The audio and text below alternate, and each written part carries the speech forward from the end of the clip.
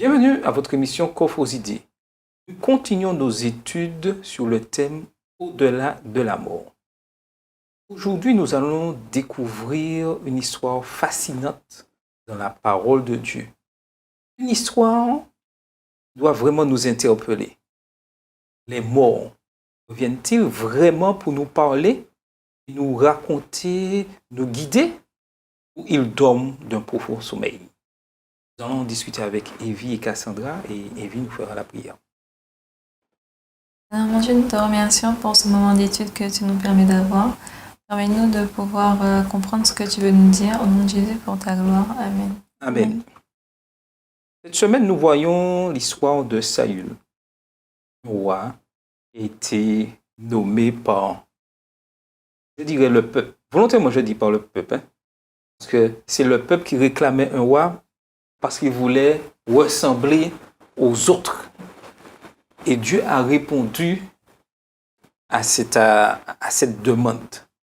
Et la question peut se demander, Saül, lorsqu'on connaît la fin de sa vie, est-ce que vraiment il pouvait éviter cette fin-là? Je pense que oui. Il a eu plusieurs occasions, en tout cas, d'éviter cette fin. Par exemple, lorsque Dieu lui disait d'obéir, et il choisissait de désobéir. Et ce n'était pas qu'une seule fois. Il l'a fait plusieurs fois. Donc c'était un petit peu... Il trace un peu la voie jusqu'à sa fin. C'est lui qui a choisi, pas à ce moment-là, mais depuis longtemps, de marcher à côté de la voie que Dieu lui avait tracée. Donc à ce moment-là, sa fin, oui, c'est celle qu'il a eue. Et c'était par rapport à ses choix, mais ses choix antérieurs. Pas simplement à la fin. Mm-hmm. C'est vrai que Saül a eu l'occasion, il avait l'occasion de pouvoir changer le cours de son histoire. Tout ceci doit nous servir de leçon en tant que jeunes. Bien sûr. Savoir que nous ne pouvons pas dire que c'est à cause de X, Y que j'arrive dans cet état, je dirais, de manière désespérée. Je suis quand même responsable de tout ce que je fais. Il ne faut pas qu'on oublie que le plan de Dieu pour nous, et ce malgré le péché, est quand même qu'on aille au ciel. D'accord? Donc Dieu, même quand il voit qu'on est en train de flancher et qu'on est en train de se diriger dans la mauvaise direction, il essaye toujours de nous ramener à lui. Quand on regarde Judas avait l'occasion de se repentir. Et il a fait un choix. Il faut pas qu'on oublie que certes, Dieu est tout-puissant, mais Dieu nous laisse la possibilité de choisir. Il nous donne cette liberté et il ne force personne à prendre la décision qu'il voudrait que l'on prenne pour nous. Tout à fait. Et il faut bien que nous comprenions que nous sommes toujours responsables de nos actes. Parce que souvent, c'est facile de dire, oui, c'est à cause de X, Y, mais même lorsqu'on regarde, entre guillemets, je pense au couple lorsqu'ils divorcent, c'est toujours l'autre qui est responsable. C'est jamais moi. Mais ça, c'est parce que c'est le propre de l'homme. Tu sais, qu'on le veuille ou non, l'homme pécheur a cet orgueil qui est en lui. C'est toujours dur pour quelqu'un de reconnaître, effectivement, j'ai fait telle erreur, j'ai fait ceci, parce que ça va toucher à l'ego de l'être humain. Les êtres humains pécheurs ne sont pas faits pour avoir un ego qui va mal, d'accord? Du coup, c'est tout à fait normal, finalement, que dans la société actuelle, les hommes, d'une manière générale, hommes avec le grand H, je précise bien, pas de distinction homme-femme, on cherche toujours à responsabiliser l'autre, d'accord? Si la femme n'a pas vu la robe, ce sera toujours de la faute du mari qui aura jeté le truc à la poubelle. Si le mari n'a pas fait tes trucs, ce sera toujours la faute de la femme qui n'a pas préparé le repas. Bref. Par contre, ce que Dieu nous demande, c'est justement qu'on fasse abstraction de cet ego et que l'on soit prêt à prendre nos responsabilités. Oui, mais c'est pas des fois évident. Mais non, c'est pas évident, mais c'est un travail de longue haleine. Écoute, on a bien compris, d'ailleurs, ce questionnaire nous l'a bien montré encore, et le questionnaire précédent aussi. La route du chrétien n'est pas toujours facile. C'est un travail de longue haleine, c'est un marathon. hein, ce n'est pas un sprint, donc on y va petit à petit, on grandit au fur et à mesure et le but finalement est que l'on ait un caractère semblable à Dieu pour aller au ciel. Oui, tout à fait. Mais revenons à Saül. Lorsqu'on lit dans 1 Samuel 28, verset 6, ce qui est dit. Saül consulta l'Éternel, et l'Éternel ne lui répondit point, ni par des songes, ni par l'Urim, ni par les prophètes. Saül se trouve dans une situation où il cherche à avoir une relation avec Dieu. Est-ce que c'est vrai? Est-ce qu'il cherche vraiment à avoir une relation avec Dieu ou est-ce qu'il est... Il cherche au moins à l'entendre, Il cherche à avoir avoir une une réponse. réponse. Alors ça, oui, il cherche à avoir une réponse. Parce que quand on regarde avant l'histoire de Saül, Saül avait mauvais esprit. On dit que David venait jouer, etc. Et quand on regarde toute l'histoire, à chaque fois, Dieu l'interpelle, Saül, et au lieu de Dieu, il va à droite et lui, il va à gauche systématiquement. Systématiquement, il prend le pas de faire le contraire. Et Dieu, à chaque fois, lui donne des instructions et au lieu de les suivre, il fait le contraire. Et là, il dit, il veut consulter l'Éternel, il veut entendre la voix de Dieu. En fait, il cherchait des réponses bien précises et je sais pas pour vous, mais moi, ça me rappelle nous, en fait. Hein. Oui. Quand on prie Dieu, le plus souvent, on veut des réponses précises. On a des idées derrière la tête. Et en fait, c'est ce que l'on a envie d'entendre dans la réponse de Dieu. Et qu'est-ce que Saül décide de faire? Puisque il supplie Dieu, il prie. Qu'est-ce qu'il décide de faire? Il décide de chercher quelqu'un qui saura évoquer les morts pour obtenir des réponses à ces questions. Ma question est, Saül connaissait-il vraiment Dieu? C'est vrai que quand on lit le texte comme ça, on pourrait se poser la question de est-ce qu'il connaissait vraiment Dieu? Après, moi, je me dis que ce serait pas la problématique, c'est pas est-ce qu'il connaissait vraiment Dieu, c'est est-ce qu'il était réellement prêt à laisser Dieu agir dans sa vie, en fait. Parce qu'on peut connaître Dieu, avoir une relation autre avec lui, mais il ne faut pas oublier que si on ne donne pas la possibilité à Dieu d'agir dans notre vie, il ne va pas le faire. Et moi, je pense que c'était ça la problématique de Saül. Saül, à ce moment-là, quand on lit l'histoire, on voit bien pour moi qu'il n'était pas prêt à laisser Dieu agir dans sa vie. Il voulait fonctionner comme bon lui semblait. Tout à fait. Et malheureusement, on a tendance à vouloir, je dirais, reprendre le même schéma des choses que Saül. Mais Dieu, des fois, nous laisse aller. Des fois, il nous arrête. Il avait arrêté Saul. Des fois, il laisse aller, il laisse faire. Mais aussi, il a arrêté Saul très tardivement. Oui, mais il arrive aussi à un point de non-retour. Parce que Saül, là, est arrivé à un point de non-retour où il n'entendait plus Dieu et décide d'aller voir une voyante. Quelqu'un qui va lui raconter, lui dire l'avenir et qui va, je dirais, son but, c'est de refaire sortir de son sommeil, de la tombe, le prophète Samuel. Et Saül savait exactement où il allait, c'est-à-dire que lui-même en tant que roi, il avait ordonné que toutes ces personnes qui consultaient les morts, elles soient tuées. Donc, lui, il sait exactement où il va et pourquoi c'est pas recommandé. Donc, il fait le choix délibéré d'y aller quand même.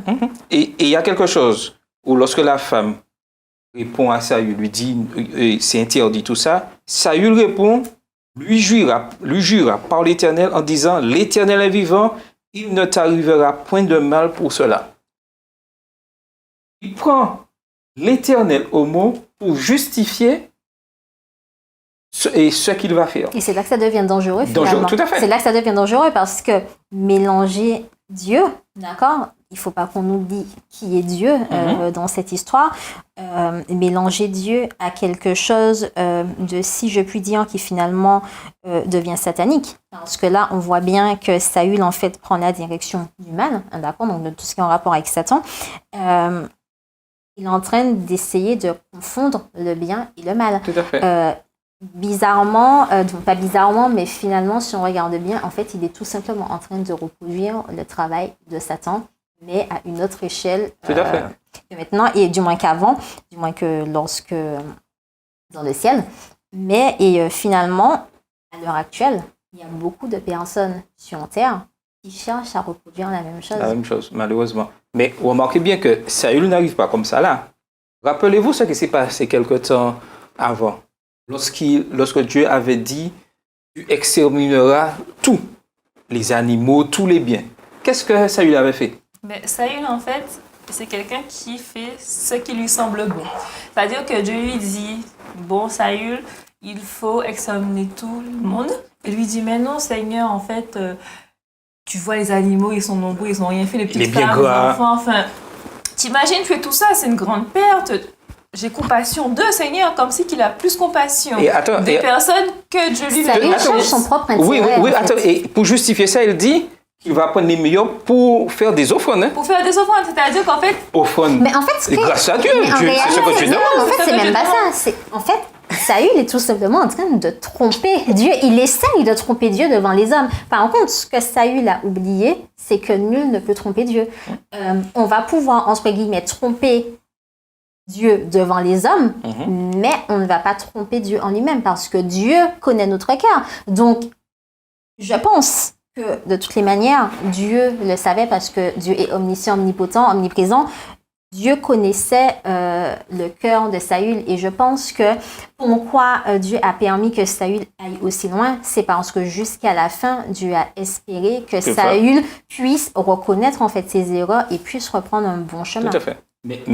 Mais lorsqu'on regarde l'histoire, nous aujourd'hui, des fois nous faisons pareil. Nous savons que là où nous allons, c'est mal. Nous disons oui, Seigneur, c'est pour... entre guillemets, porter un bon témoignage. C'est être borné, en fait. On va toujours chercher à défendre notre propre intérêt. Si on a besoin de la nouvelle voiture, on va bien sûr trouver tous les arguments pour le Seigneur. Mais en fait, si tu me donnes la voiture à 6 chevaux, mais tu penses bien, Seigneur, je vais pouvoir arriver plus vite à l'église. Et puis, attends, tu penses bien que je vais pouvoir, mais attends, je vais pouvoir même participer à des rallyes pour gagner de l'argent pour ta cause, Seigneur. Tu vois, on va toujours chercher. Et puis, l'autre, il va te dire, mais regarde, Seigneur, je te demande 3 places en plus dans ma voiture, mais c'est pour récupérer toutes les personnes que je vais croiser sur la route pour les ramener à l'église. On va toujours chercher tous les arguments. Ce que je trouve fascinant, c'est que parfois, Dieu va permettre ce que l'on va demander. Il ne va pas permettre juste pour que nous soyons heureux, mais c'est parce qu'à travers les conséquences éventuelles qui vont pouvoir arriver, Dieu a toujours une leçon en fait à nous ramener. Ce qui est dommage, c'est que dans notre vie actuelle, on a souvent besoin de toucher le fond, alors que, du moins pour savoir que c'est pas bon, alors que Dieu nous donne déjà des exemples qui finalement sont des avertissements. Tout à fait. Je mets toujours en garde. Ce qui me parle dans l'histoire de Saül, c'est qu'en fait, le texte d'aujourd'hui, c'est la conséquence d'une vie, en fait. Toute sa vie, il s'est obstiné à choisir ce qu'il avait décidé lui et ne pas faire confiance à ce que Dieu dit. Et par exemple, des fois, nous, on se dit, c'est écrit noir sur blanc, Dieu nous a dit, par exemple, de payer la dîme. 10%. Et on se dit, de rendre la dîme. Et nous, on va se dire, bon, Seigneur, je te donne 5% ou 8%, enfin, je te donne quelque chose, c'est déjà bien. Et en fait, vu qu'on ne va plus prendre la parole de Dieu au mot, ce ne sera pas que pour la dîme, ce sera pour autre chose. Le mensonge, Seigneur, ça c'est un petit mensonge. Seigneur, ça c'est un petit vol. Et en fait, à chaque fois, on ne va pas être dans le tout de 100% en fait. Et du coup, ça nous amène à des situations, en fait, en phase de décision aussi importante, on va quand même pas faire le 100%. Parce qu'on a pris l'habitude de faire des compromis et arrivé à ce stade-là, il va encore faire un compromis parce que de toute façon, c'est sa façon de fonctionner. Tout à fait. Son mode de fonctionnement. Donc nous, je pense qu'on doit vraiment prendre exemple sur Saül pour se dire que même dans les petites choses, il faut être fidèle. Puisqu'on glisse doucement. Et lorsqu'on continue... Sans s'apercevoir. Tout à fait. Et lorsqu'on continue, et la femme reconnaît que c'est Saül le roi, c'est-à-dire celui qui a donné l'ordre de tuer tous ceux qui invoquent les morts, Saül persiste ses signes. Il avait encore l'occasion de s'arrêter. Il dit à la femme, ne crains rien, mais que vois-tu? Mais ce qui est dommage dans tout ça, c'est que Saül, en fait, ne va pas tout seul dans sa perte. Saül entraîne d'autres personnes avec lui. Et j'ai envie de dire parfois, mais en fait, si vous voulez faire vos bêtises, faites vos bêtises, mais laissez les autres personnes tranquilles, en fait. Laissez les gens, parce que c'est quand même, il ne faut pas qu'on oublie que le salut, il est individuel. Satan, il n'est pas là pour qu'un d'entre nous soit sauvé. Son but, c'est que nous tous les trois, nous tous, nous puissions tomber. Tout à fait. Mais en fait, il faut qu'on puisse aussi, si on essaye un peu de se mettre à la place de cette femme, même si ce n'est pas le personnage principal de l'histoire, mais il faut que l'on puisse se dire, il faut demander à Dieu de nous donner suffisamment de force, suffisamment de clairvoyance pour reconnaître là où il y a des problèmes, reconnaître là où il y a des dangers, reconnaître quand quelqu'un veut nous demander quelque chose qui ne serait pas en accord avec les principes divins. Et je pense que ça, c'est tout aussi important parce que là, Saül, il ne se perd pas juste, hein. Il perd aussi tous ceux qui sont autour. Et moi, je trouve ça vraiment dommage que les autres, finalement, payent les conséquences des mauvais choix de Saül. Chacun est responsable. Ben oui, chacun est responsable. Lorsque moi, en tant que jeune, je décide de partir avec le groupe dans une mauvaise voie, il me faut du courage pour dire non. Mais c'est pour ça que il ne faut pas que l'on soit juste des moutons. Voilà. Oui, le terme, il est fort, mais c'est vraiment le cas. Il ne faut pas que l'on soit juste des moutons à suivre un tel et un tel bêtement parce qu'un tel a dit que ce serait bien. Mais il faut que l'on puisse être sûr de nos décisions. Si un tel t'a dit aujourd'hui qu'en fait, en sautant du pont, tu seras sauvé, mais en fait, il faut que tu ailles chercher pourquoi il a dit ça avant d'aller sauter bêtement et puis de réaliser qu'en fait, au fond du pont, c'est juste la mort qui t'attend. Il faut que chacun puisse être capable de prendre les bonnes décisions pour soi et ne pas suivre en fait bêtement et méchamment les autres. Et à côté de ça, en fait, chaque décision qu'on va prendre aura forcément un impact sur notre environnement. On n'est pas tout seul dans une île et même si on voudrait préserver, on pense agir tout seul, on dit oui, c'est ma vie, c'est mon choix, c'est mes affaires. Mais au bout du compte, en fait, on n'est pas tout seul. Et s'il se passe quelque chose de mal, il y aura la famille, il y aura les amis, il y aura peut-être l'ambulance qu'on va appeler. Du coup, en fait, chaque choix qu'on va faire va impacter sur notre environnement. Il faut y penser aussi. Et Saül, il est impacté sur tout le peuple d'Israël. Tout le peuple d'Israël a perdu le combat contre les Philistins. Ils n'ont plus de roi. Ils sont livrés à eux-mêmes. C'est la guerre civile. Enfin, et tu vois, ce qu'il a fait, ça a un gros impact sur... Et tu dis, on n'est pas tout seul sur une île. J'ai envie d'aller plus loin et de dire, on n'est pas tout seul dans une famille. Et que ça soit notre famille proche, ceux qui seront dans la même maison avec nous, que ça soit ceux qui seront avec nous dans l'église. En fait, il faut que l'on soit conscient que tout ce que l'on va faire va avoir une répercussion sur les autres. Et cette répercussion, ça peut être tout simplement que celui qui est à côté de nous aura moins de foi. Pas forcément qu'il fera les mêmes erreurs que nous parce qu'il aura vu, mais par contre, il aura moins de foi. Ça peut être que la génération suivante qui aura eu cet exemple qui a été laissé va vouloir reproduire la même chose.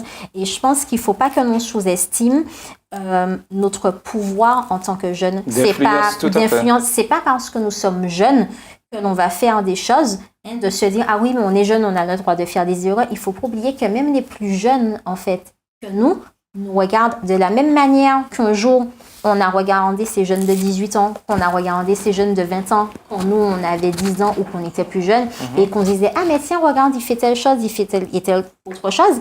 Les plus jeunes font exactement pareil. Et ce pouvoir d'influence, il est très important. Et je pense que, au contraire, Dieu nous donne un rôle à ce niveau-là qui est de pouvoir donner le bon exemple pour permettre aux jeunes dans ce monde où il y a tant de choses, tu parlais de spiritisme, où on veut confondre la parole de Dieu, on veut confondre le bien et le mal, mais de montrer à ces plus jeunes, bien regardez, nous on est jeunes, c'est pas forcément évident, mais on essaye de faire au mieux.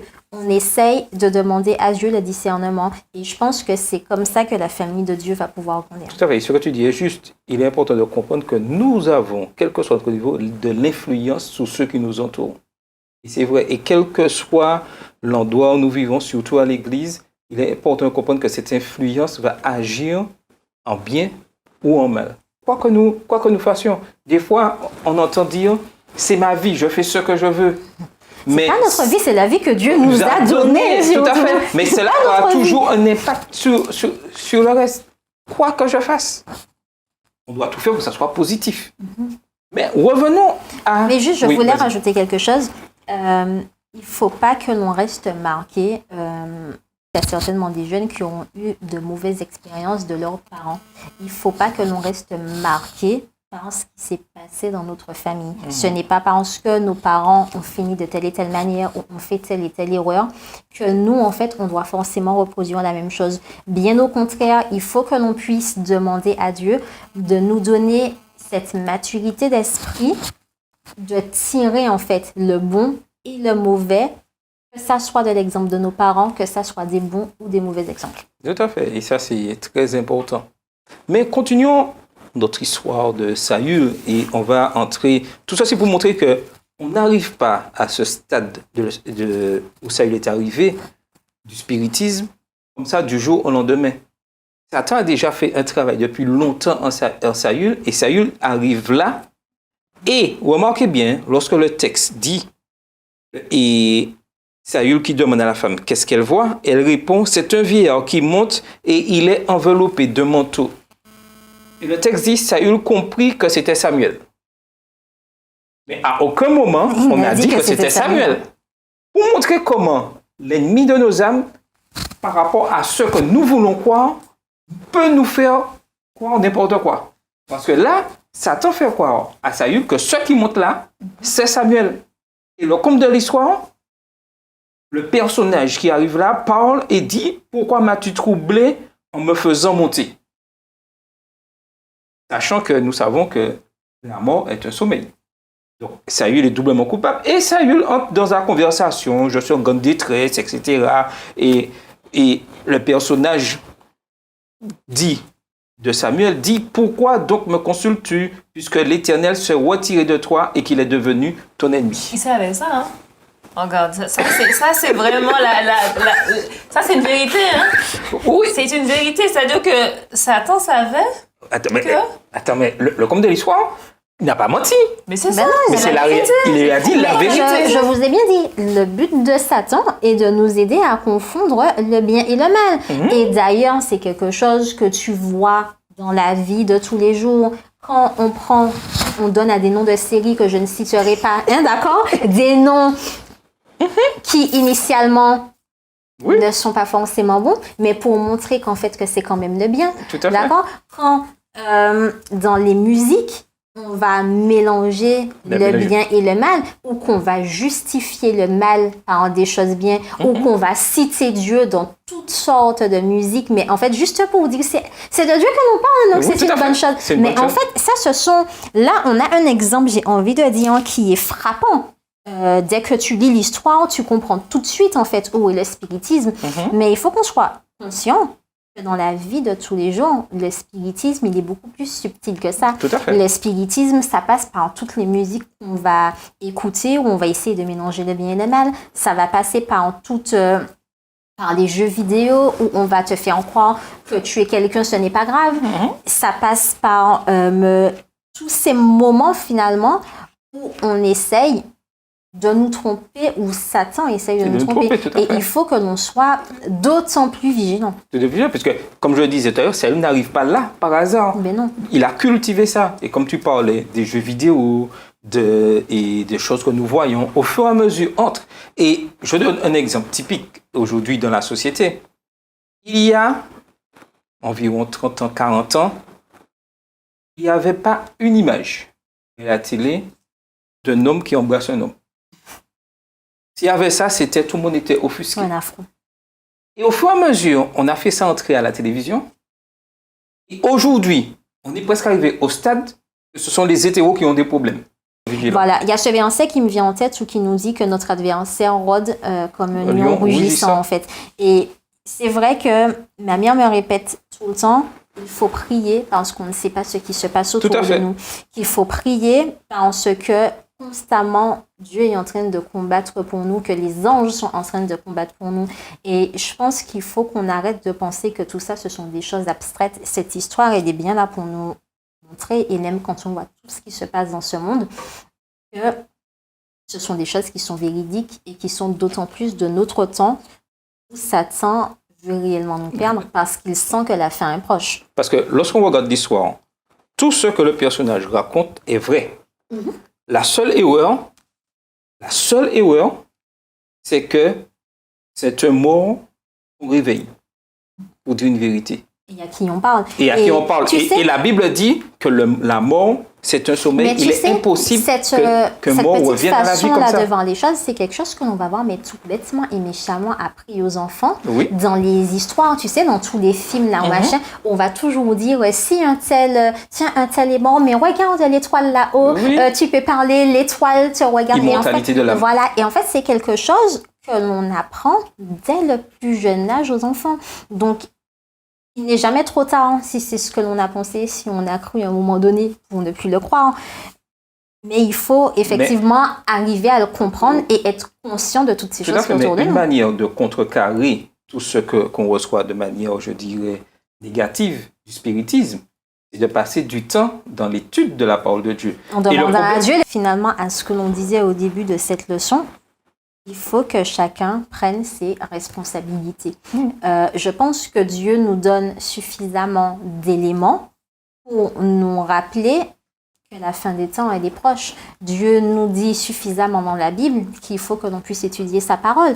Donc, si on fait le choix, Dieu, il va pas venir nous chercher devant la télé pour écouter, du moins pour lire sa parole, pour étudier. Non, c'est pas comme des parents qui viennent chercher les enfants, viens faire ton travail de classe. Dieu, là, il te laisse le choix, comme à l'université. Tu as envie d'apprendre tes cours, tu as envie d'étudier plus, tu vas le faire. Mais par contre, il faut être conscient de ce que ça va donner. Comme le verset qui dit « Choisis la vie afin que tu vives ». Il n'y a pas de solution, il y a la mort et il y a la vie. Oui, tout à fait. Et c'est là, tu reviens à quelque chose que tu disais d'important tout à l'heure, que dans la musique et le spiritisme entrent facilement dedans. Nos moments de louange, nos moments de chant à l'église. Le plus souvent maintenant, aujourd'hui, on remarque qu'il y a un mélange de tout. Et plus nous mélangeons, plus Dieu se retire. Et il faut que nous fassions attention et Dieu nous met en garde. Aujourd'hui, nous avons, je dirais, le hymne louange, nous avons des chants spécifiques de chez nous, mais je ne dis pas que c'est le plus parfait, mais il y a eu un travail qui a été fait. Mais nous aimons prendre tout ce qui vient de l'extérieur sans savoir si c'est bon et le placer dans le culte d'adoration. Le problème, c'est qu'on aime se dire à partir du moment où il y a Dieu, oui, c'est bon. Mais en fait, c'est pas ça. Il faut être conscient que le spiritisme, c'est pas juste les paroles. Ce sera aussi la tonalité, ce seront les instruments qui seront autour, ce sera les accords joués, le tempo. Et je me rappelle d'un séminaire que j'avais suivi où on nous en parlait. Effectivement, il y a certaines musiques qui d'emblée vont nous apaiser. Il y a des musiques qui d'emblée, en fait, auront tendance à nous mettre un peu plus en colère. Et finalement, ce que l'on écoute par rapport dans nos églises devraient être des choses qui nous rapprochent de Dieu. Il faut que dès que l'on entende cette musique, on se dise effectivement Dieu fait un travail en moi. Mais il est important de s'entraîner. Parce que comme Saül, plus je vais écouter, entre guillemets, des musiques qui vont me diriger vers le spiritisme, plus je vais m'éloigner de Dieu et plus je vais accepter, trouver ça normal. Mais c'est pour ça justement qu'il faut constamment liant la parole, liant justement ces histoires, d'accord, bien s'en imprégner pour demander à Dieu de nous aider chaque jour à ne pas faire comme ça une. Tout à fait. Et je vais vous laisser ces textes écrits par Ellen G. White, qui se trouvent dans Sign of the Times. Le spiritisme est le chef-d'œuvre de séduction. Il s'agit de l'illusion la plus réussie et la plus fascinante de Satan. Calculé pour s'emparer de la sympathie de ceux qui ont déposé leur être cher dans la tombe. Des anges maléfiques prennent la forme de ces êtres chers, racontent des incidents liés à leur vie et répètent des actes qu'ils ont accomplis de leur vivant. Ils amènent des gens à croire que leurs amis morts sont des anges, qu'ils planent au-dessus d'eux et communiquent avec eux. Ces mauvais anges qui jouent le rôle des amis décédés sont considérés avec une certaine idolâtrie et pour beaucoup, leur parole a plus de poids que celle de Dieu. Le grand séducteur, en révélant aux hommes certains faits passés, leur fait croire qu'il est capable de révéler l'avenir. Grâce à l'expérience acquise au cours des siècles et par le calcul des causes et des effets, il parvient à connaître avec une certaine précision quelques événements futurs de la vie de l'homme et voilà comment il séduit de pauvres âmes égarées pour les attirer sous son pouvoir et les soumettre à sa volonté. Tout ça, c'est pour nous montrer que nous devons faire attention, faire pleinement confiance à Dieu et qu'il dirige nos vies. C'est ainsi que nous pouvons faire face au spiritisme. La question, comment l'esprit a-t-il convaincu votre cœur? C'était votre émission Coffre aux idées.